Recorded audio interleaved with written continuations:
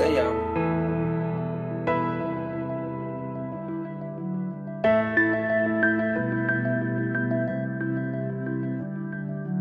Це мої друзі. А це моє життя.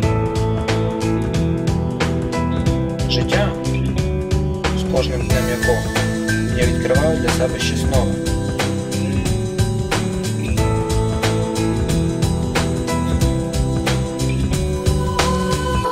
Щось таємниче і захоплююче. Пригадую забуте, втрачене. І дізнався, що життя – це енергія.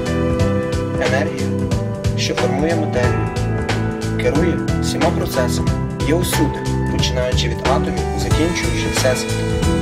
І є невід'ємною частиною нашої гармонії життя. Вона являє собою вічний двигун для створення будь-чого, необхідна енергія, яка в свою чергу компенсується затратами іншої.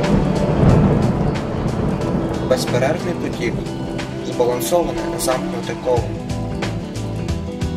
Порушення балансу призводить до виникнення ненажерливої машини, якій з подальшим часом стає всього мало, якій щоразу потрібен більший потенціал для компенсації її наслідків. Відповідно, не за горами той момент, коли потік енергії зупиниться. Немає енергії, немає життя.